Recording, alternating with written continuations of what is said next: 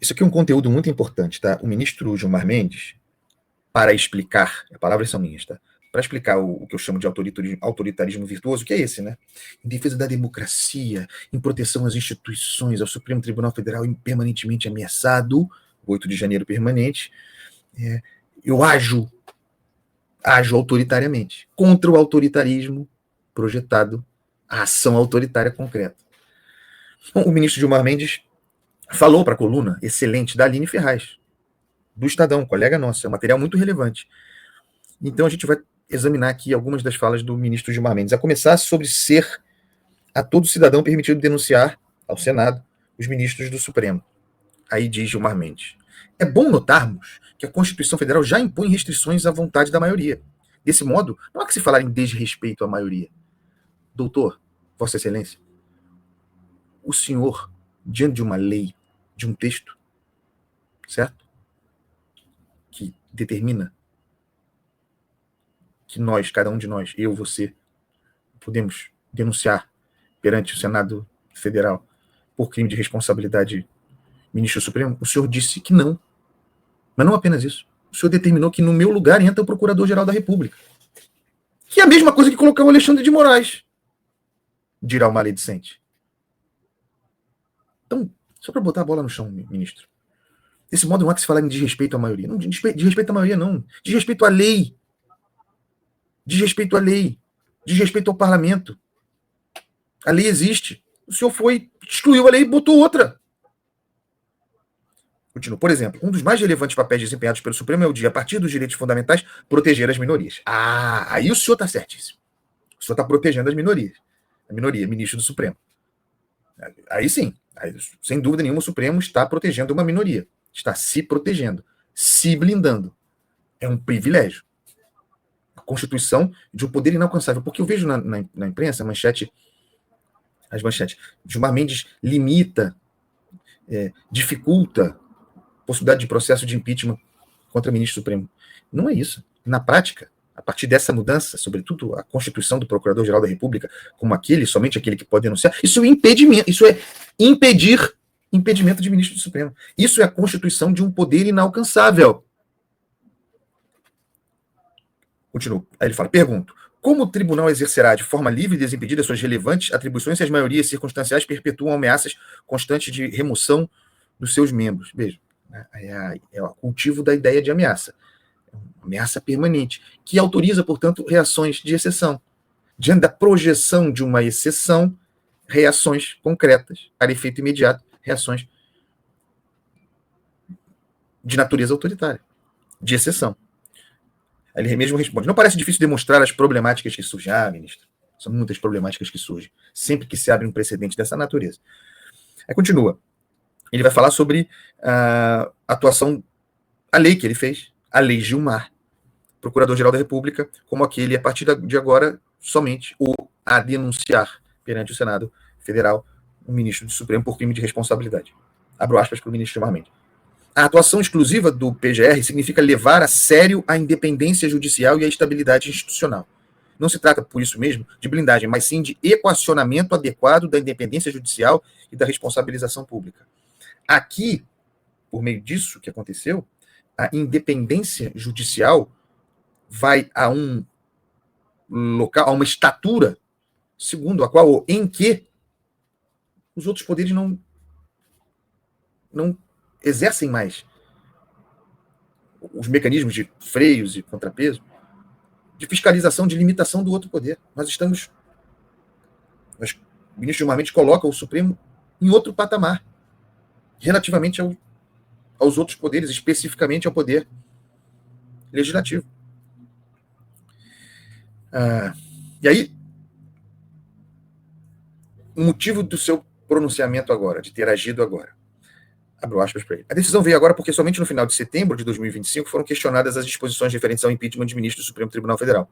Não havia até então nenhuma impugnação de tais normas, de modo que a Corte ainda não tinha sido instada a se pronunciar. Entretanto, uma vez questionada a constitucionalidade das normas, o tribunal tem o dever de decidir. E tem o dever de decidir sobre a constitucionalidade das normas, ministro. Ninguém está questionando a prerrogativa de o Supremo Tribunal Federal, uma vez provocado uma arguição sobre constitucionalidade, ninguém está dizendo que o Supremo não deve decidir sobre a constitucionalidade. O que não pode, o que não está previsto, é, para além de declarar eventual inconstitucionalidade, colocar a regra no lugar. Determinar qual é o que vale agora. Isso é legislar.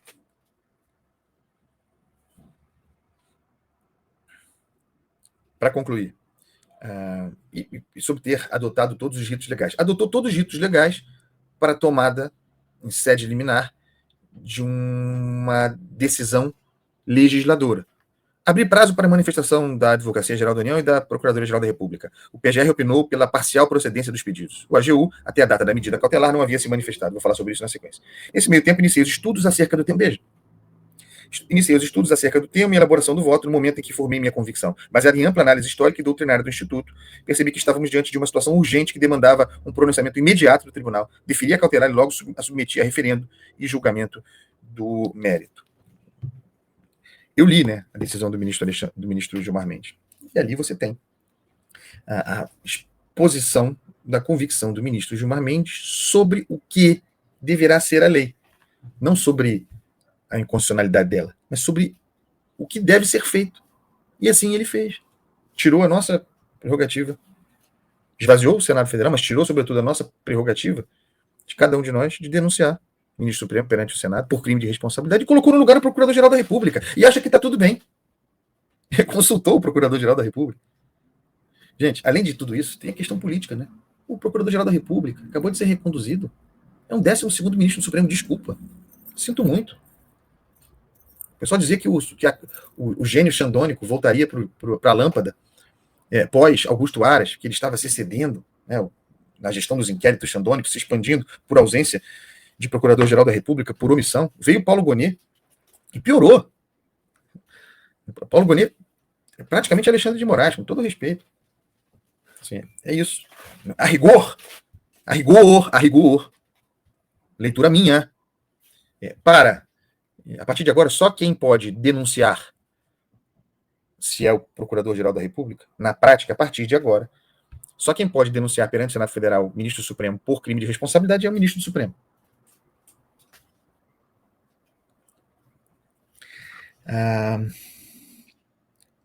E aí vocês, não sei se vocês viram, isso é sempre assim, né? Isso acontecia muito com o Alexandre de Moraes. Agora acontece com o Gilmar Mendes. Outros ministros que nunca botam a cara e que na hora de votar vão chancelar o que diz, porque vai agora ao plenário. Vão chancelar o que diz Gilmar Mendes, mas ministros anonimamente plantam na imprensa aqui e acolá que estão incomodados. Ai, estou incomodado com essa medida de Gilmar Mendes, ainda tem um tom político nesse momento, não era apropriado. Então começa a plantação dos incômodos, né? Não sei se você já percebeu.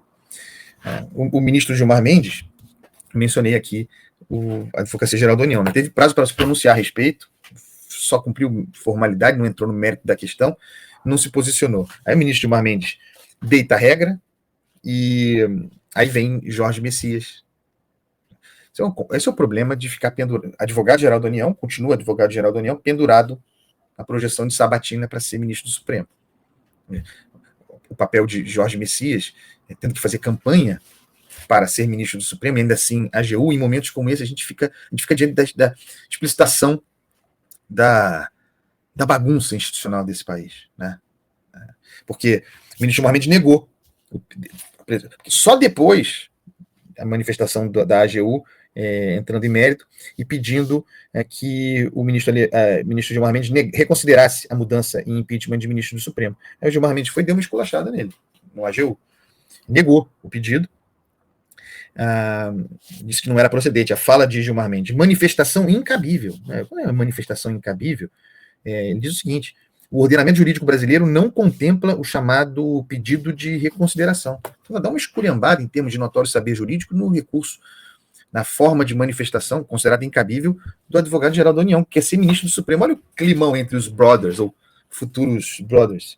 E aí fica bastante claro que Messias, que não se apresentou adequadamente no prazo devido, o fez depois, diante da decisão de Gilmar Mendes, nesses termos de pedir reconsideração, numa ação essencialmente política. Daí porque realmente incabível. Está certo, Gilmar Mendes, na sua argumentação. O que faz Jorge Messias? Usa essa matéria, e a sua prerrogativa é advogado-geral da União, usa, portanto, a Advocacia-Geral da União e a questão em si de escada para pedir uma reconsideração de modo a agradar o Senado Federal. Jogou, diante de uma gravidade como essa, pensando nos seus próprios interesses, um gesto para o Senado, pedindo para Gilmar Mendes reconsiderar sua posição. Isso é uma bagunça, está tudo errado. Isso é uma zoeira.